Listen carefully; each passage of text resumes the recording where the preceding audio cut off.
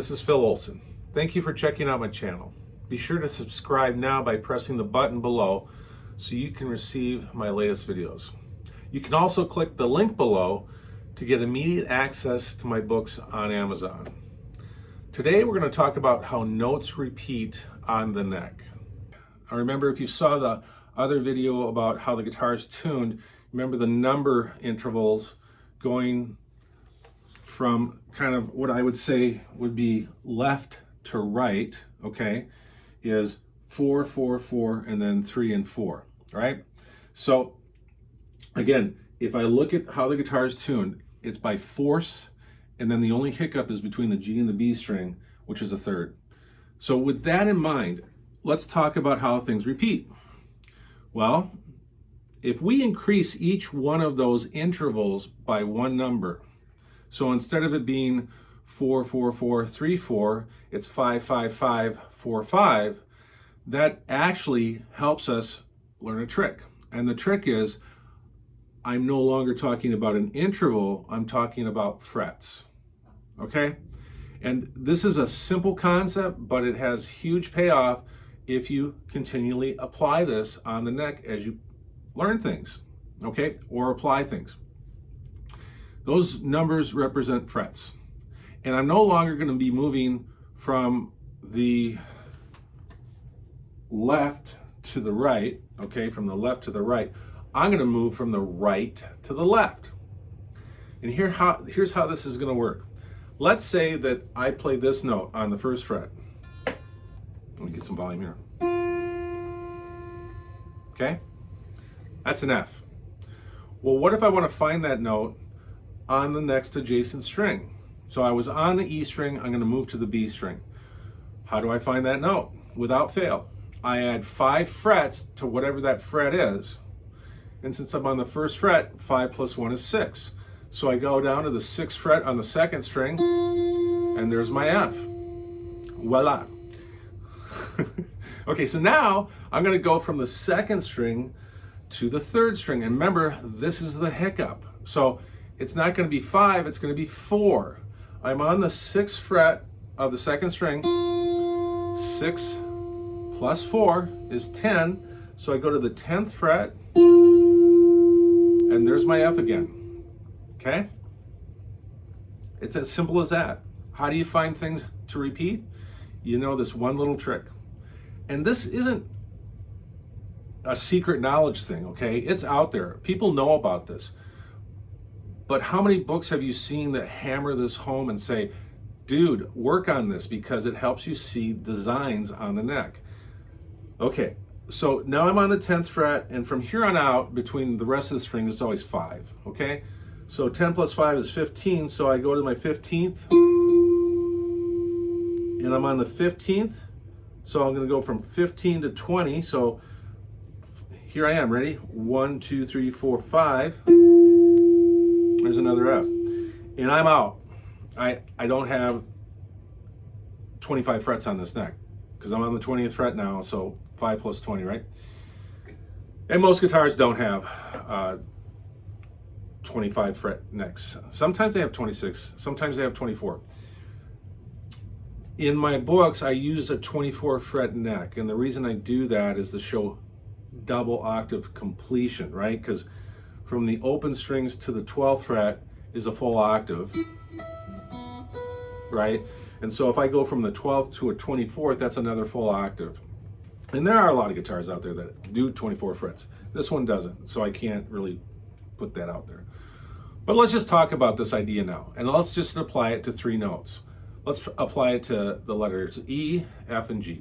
So I'm gonna play E, F, and G on the first string. So it's open E, F, and G, first and third. So I have open. What's 5 plus 0? 5. So here's my next E. I'm on the 5th fret, I'm on the 6th fret, and I'm on the 8th fret, E, F, and G. That would be 5th position. What if I go up to the next one? Remember, it's 4, right? That's my hiccup. So 5 plus 4 is 9. So here I am on the 3rd string on the 9th fret, and I'm going to play E, F, and G. Okay, 9th position. Remember, 4 fingers, 4 frets, at least for now, okay?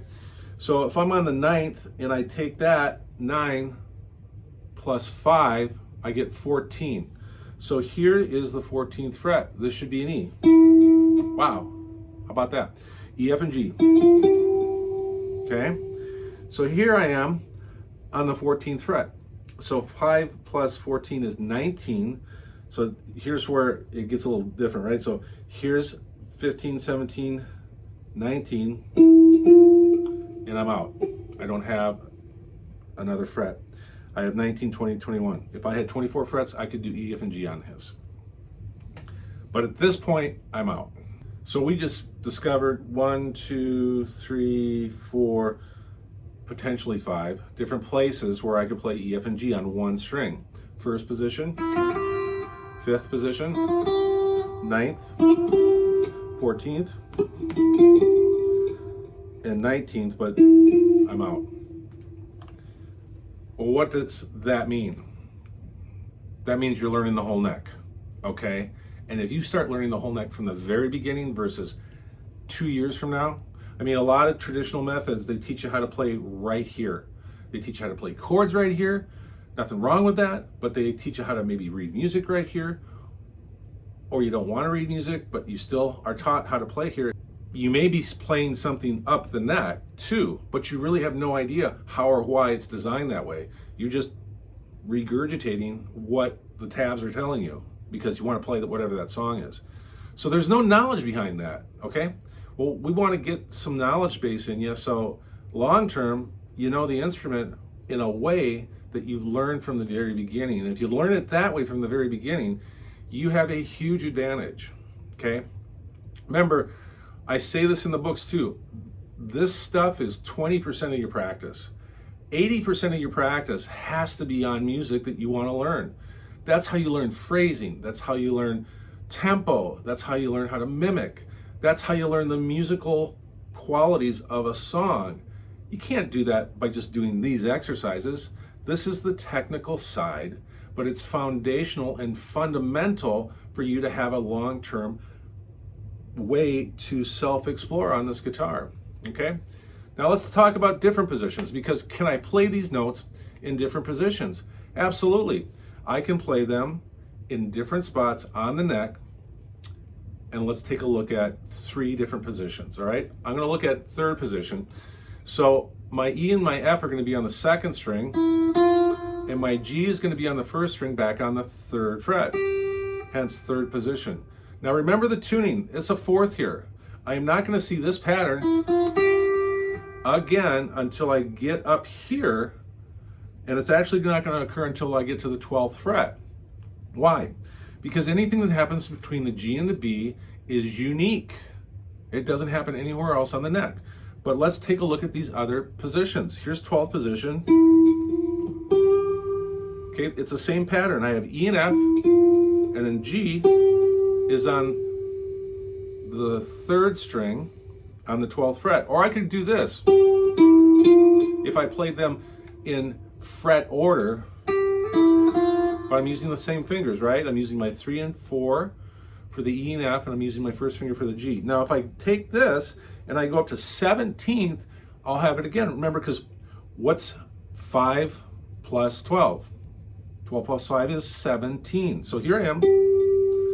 So there's my G, and there's... Now, when I'm in this extreme area, am I gonna play with my 3 and my pinky? I could. But I could also play with my 2nd and my 3rd because it's so tight, right? So, anyways, those are 3 positions that repeat.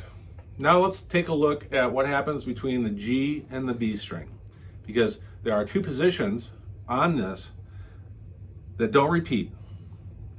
The first one I'll talk about is 8th position, because it's in some ways similar to 3rd, 12th, and 17th in that E and F are on one string and G is on another. However, because of the tuning, now it falls together with no fret gap. See here, I've got a fret in between my G and my E and my F. Same thing here with 12th, okay? Here's the E. See, there's a fret there. But here in 8th position, it's all together. It's 8, 9, and 10. So, and then the last one is totally unique in that it happens between the G and the B, and it's in 6th position. So here I am, and I'm playing E, and F, and G. Now there's a fret gap, but it's between the F and the G, which is a whole step. So now I've discovered how many other positions? 3rd, 12th, 17th, and 8th and 6th. So that's 5 more positions. Let's run through them all. First, and going up the neck, 3rd, and then 5th, and then 6th, and then 8th, and then 9th, and then 12th, and then 14th, right? And then what do I do next? 17, and then if I could, 19, I'm out. So what do I have? I have three notes on one string. And how many positions did I find? I found 1, 2, 3, 4, 5. And then I had 3 notes on 2 strings. And how many different positions did I have? I had 3rd, 12th, and 17th, 3. And then 8th and 6th or 6th and 8th between G and B, right? So I have a total of 10 different positions. Well, if you know that from the beginning, how much can you learn from that when you apply that to other notes as well? So in book 2, there's a lot of simple exercises that show a bunch of different combinations of notes. And it's meant to be simple, but it's meant to get that concept out so that you think about that. Because let's say that you learn something and you have a fun little riff in your head, whatever the riff is, and let's say it's, well, that's 3 and 5 on the first string. That's a G and an A. Well, what if I want to play that up the neck? Well, what do? I take 5 plus 3, and that gives me 8. So here I am on the 8th fret, and I go up 2 frets to the 10. There I am again, right? So now I'm on the 8th. Well, 4 plus 8, or 8 plus 4, is 12.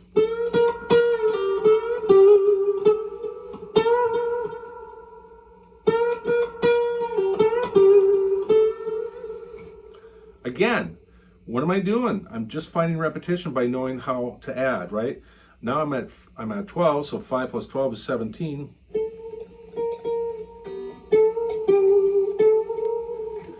In the process, not only do you kind of do ear training by going all over the neck, but you start to hear different timbres, different qualities of sound as you move. This is bright and tinny.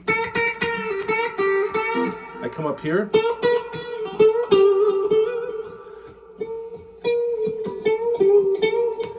You know, this is more of a liquid, more of a thud. You know, I'm here in 8th, and